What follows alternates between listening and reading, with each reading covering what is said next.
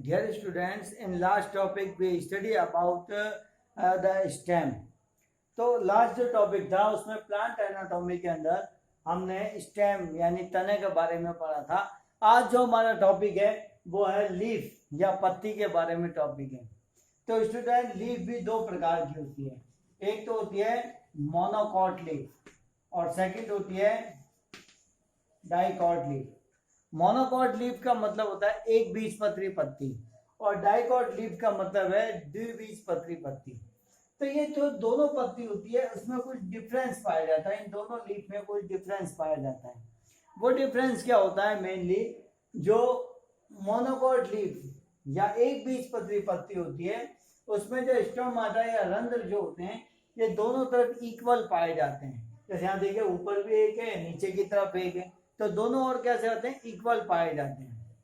जबकि डाइकॉट जो लीफ होती है द्विबीजपत्री पत्ती होती है उसके अंदर स्टोमाटा जो होते हैं या रंध्र होते हैं ऊपरी सतह पर कम पाए जाते हैं, जबकि निचली सरफेस पर वे अधिक मात्रा में पाए जाते हैं। एक बहुत ही इंपॉर्टेंट डिफरेंस होता है, जो मोनोकॉट लीफ होती है इसके अंदर एक स्पेसिफिक सेल होती है जो वाटर रिलेशन से संबंधित होती है, पानी से संबंधित होती है, उसको कहते हैं बुलीफॉर्म सेल। इसमें बुलीफॉर्म सेल पाई जाती है, इसमें एक बीजपत्री या मोनोकॉट में बुलीफॉर्म सेल होती है, जबकि द्विबीजपत्री या डाइकॉट के अंदर बुलीफॉर्म सेल नहीं पाई जाती। जो मोनोकॉट लीफ होती है उसमें एक्सटेंशन ऑफ वेस्कुलर बंडल, ये संवहन ऊतक का विस्तार जो होता है दृढ़ ऊतक या स्क्लेरेन्काइमा से मिलकर बना होता है, जबकि डाइकॉट में ये विस्तार जो होता है ये मृदुतक या पैरेन्काइमा से मिलकर के बना हुआ होता है। तो ये मेन डिफरेंसेस पाए जाते हैं। एक और डिफरेंसेस होता है, यहाँ पे पान मध्योतक या मीजोफिल होता है उसमें केवल स्पॉन्जी सेल पाई जाती है, जबकि उसमें स्पॉन्जी सेल के अतिरिक्त उसके अंदर एक और सेल्स पाई जाती है जिसे कहते हैं पैलिसेड सेल। ये लंबी होती है, बड़ी होती है, मैं आपको बताऊंगा। तो now we are going on specific topic monocot leaf. तो अब हम जो पढ़ रहे हैं वो किसके बारे में पढ़ रहे हैं? मोनोकॉट लीफ के बारे में पढ़ रहे हैं। तो इसमें देखेंगे कि भाई मोनोकॉट लीफ क्या है, उसकी स्ट्रक्चर क्या होती है, किस तरह से होती है। तो सबसे पहले कैरेक्टर ऑफ मोनोकॉट लीफ।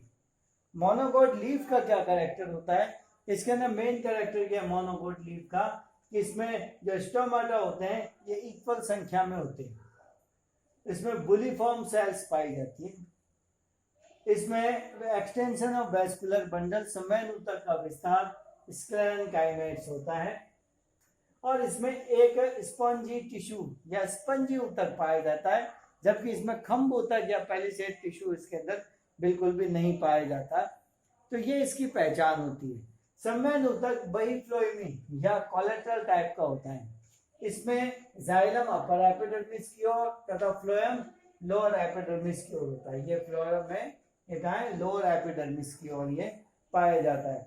तो ये मेन इसके अंदर डिफरेंसेस होता है। इनको देखते हुए मैं मोनोकॉट लीफ की स्ट्रक्चर, एक बीजपत्री की संरचना में आपको बता रहा हूं। सबसे पहली इसमें संरचना होती है एपिडर्मिस। तो फर्स्ट स्ट्रक्चर इज एपिडर्मिस। जैसा कि आप अभी तक पढ़ते आए हैं एपिडर्मिस सेम ऐसे ही होती है। इसमें मेन बात क्या है कि ये आयताकार और ढूलकाकार यानी रेक्टेंगल शेप और बैरल शेप सेल से मिलकर के बनी हुई होती है। ये सेल एक दूसरे से सटी हुई होती है। इसमें अपर और लोअर दोनों एपिडर्मिस पर नंबर ऑफ स्टोमाटा या रंध्रों की संख्या समान होती है इसके अंदर, यानी इक्वल रंध्र होते हैं। इसकी सतह पर क्यूटिकल, ये है क्यूटिकल की मोटी लेयर पाई जाती है जो ट्रांसप्रेशन या वाष्पोत्सर्जन को रोकने का काम करती है या कम करने का काम करती है। उसके बाद में सेकंड आता है मीजोफिल सेल। दोनों एपिडर्मिस के बीच में जितने भी टिश्यू पाए जाते हैं उन सबको मीजोफिल सेल कहते हैं। बात मोनोकॉट या एक बीजपत्री की होती है तो इसमें एक विशेष प्रकार का टिश्यू पाया जाता है जिसे स्पंजी टिश्यू या स्पॉन्जी टिश्यू कहा जाता है। इसकी सेल्स आकार में बड़ी होती है, इसके बीच बीच में स्पेस पाया जाता है, इस स्पेस को इंटरसेल्यूलर स्पेस कहा जाता है, इंटरसेल्यूलर स्पेस कहा जाता है। इस जो सेल होती है इसमें क्लोरोफिल पाया जाता है, डॉटेड फॉर्म दिखाई दे रही है, ये क्लोरोफिल की है, तो क्लोरोफिल पाया जाता है। Due to presence of chlorophyll it involve in photosynthesis, इसीलिए ये प्रकाश संश्लेषण के लिए रेस्पॉन्सिबल होती है। इसकी एक अपर एपिडर्मिस है, इस पर एक विशेष प्रकार का कोशिका या सेल पाई जा रही है जिसे बुलीफॉर्म सेल कहते हैं। ये बुलीफॉर्म सेल जो होते हैं ये पत्तियों को खोलने बंद करने में या यूं कहें कि वाटर सप्लाई के अंदर काम में आती है। अब आता है वेस्कुलर बंडल। इसमें पाए जाने वाला वेस्कुलर बंडल या संवहन ऊतक संयुक्त बाइफ्लोएमी प्रकार का होता है, जिसमें चारों ओर से या एक शीट द्वारा घिरा हुआ रहता है। इस शीट को बंडल शीट कहते हैं। इसमें अपर एपिडर्मिस या ऊपरी अधिचर्म की ओर तो जाइलम पाया जाता है, जबकि निचली अधिचर्म या लोअर एपिडर्मिस की ओर फ्लोएम पाया जाता है। तो इस तरह से ये एक मोनोकॉट लीफ या एक बीजपत्री पत्ती की संरचना है। इसके बाद में हम देखेंगे कि डाइकॉट लीफ या द्विबीजपत्री पत्ती की संरचना क्या होती है। तो स्टूडेंट इसमें सेम संरचना होती है, थोड़ा सा डिफरेंसेस होता है, वो मैं आपको इसको बता रहा हूँ, बाकी सभी सेम होते हैं। इसमें मैंने आपको बताया कि जो एक्सटेंशन ऑफ वेस्कुलर बंडल ये किसका होता है, पैरेन्काइमा से मिलकर बना हुआ होता है। तो ये पैरेन्काइमा, इसमें बुलीफॉर्म सेल नहीं पाई जाती, तो हम भी इसमें बुलीफॉर्म सेल नहीं दिखाएंगे। मीजोफिल में जो टिश्यूज होते हैं वो 2 पार्ट्स में डिवाइड होते हैं। इसमें अपर की ओर लंबे लंबे टिश्यूज पाए जाते हैं। इस टिश्यू को स्पेशल नाम देगा पैलिसेड टिश्यू या खंभ ऊतक।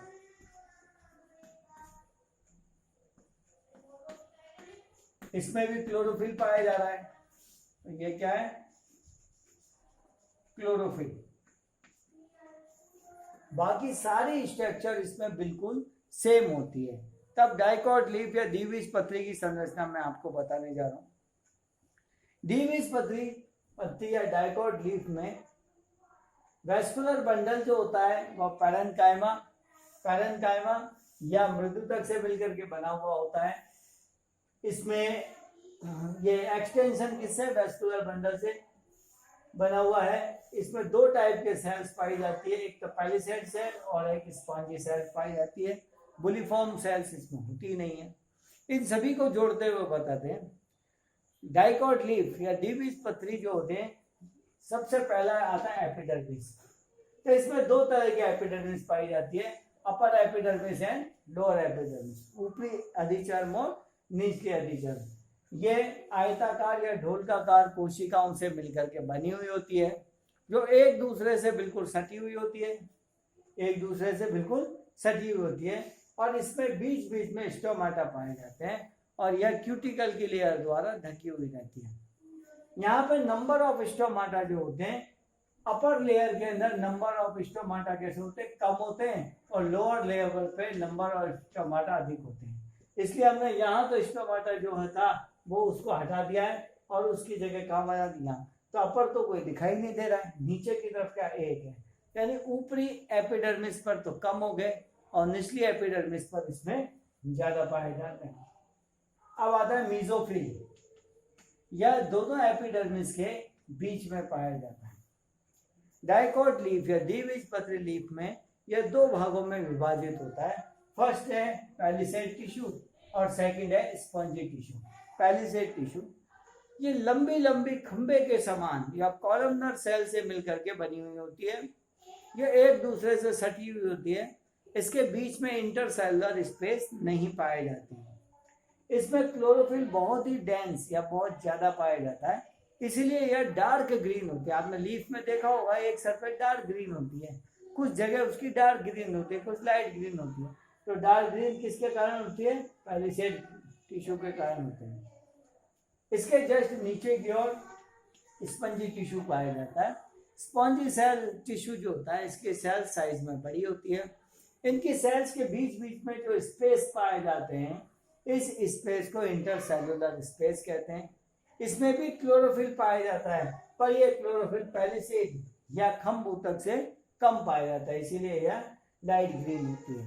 अब बात करें वेस्कुलर बंडल की, तो वेस्कुलर बंडल जो होते हैं समांतर क्रम में पाए जाते हैं। आपने पत्ती देखी है, लीफ देखी है, तो उसमें मिडरिप जो होती है मध्य सिरा उसको समांतर होती है, उसी में वेस्कुलर बंडल होते हैं। तो ये जैसे ये लीफ है तो इस तरह से होती है, यहाँ पर वेस्कुलर बंडल पाए जाते हैं। तो समांतर क्रम में या पैरेलल वेस्कुलर बंडल पाए जाते हैं, जिसमें जाइलम जो होता है, ये जाइलम होता है अपर एपिडर्मिस की ओर, फ्लोएम नीचे एपिडर्मिस की ओर होता है, यानी लोअर एपिडर्मिस की ओर होता है। इसके ऊपर तथा नीचे दोनों ओर संवहन ऊतक का विस्तार या एक्सटेंशन ऑफ वेस्कुलर बंडल पाया जाता है। ये जो है ये मिलकर बना होता है, मृदुतक या पैरेन्काइमा से मिलकर के बना होता है। तो one question is arise in our mind that what is the difference between monocot leaf and dicot leaf? एक बीजपत्री लीफ और द्विबीजपत्री लीफ में क्या अंतर होता है? बहुत ही इंपॉर्टेंट है। जितने भी अंतर है मोनोकॉट और डाइकॉट में सभी काफ़ी इंपॉर्टेंट होते हैं। ये मैं आपको एक्सप्लेन कर चुका हूँ, नोट्स में आपके भेज चुका हूँ, उसको ध्यान से उसको पढ़ना।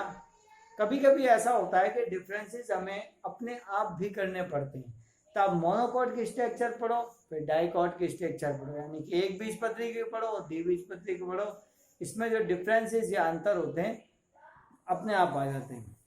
तो इस तरह से इस चैप्टर का हमने जड़, तना, पत्ती, tissue system and different type of tissues या ऊतकों के बारे में पढ़ा था। नेक्स्ट जो हम चैप्टर पढ़ेंगे वह है सेकेंडरी ग्रोथ। आपने पढ़ा था कि जो लंबाई में ग्रोथ होती है वो तो होती है प्राथमिक वृद्धि, और जो मोटाई में ग्रोथ होती है उसको सेकेंडरी ग्रोथ कहते हैं। तो ये ग्रोथ किस तरह से होती है, जड़ में कैसे होगी, तने में कैसे होगी, रूट और स्टेम में किस तरह की सेकेंडरी ग्रोथ होती है, इसके बारे में हम पढ़ेंगे। Thank you.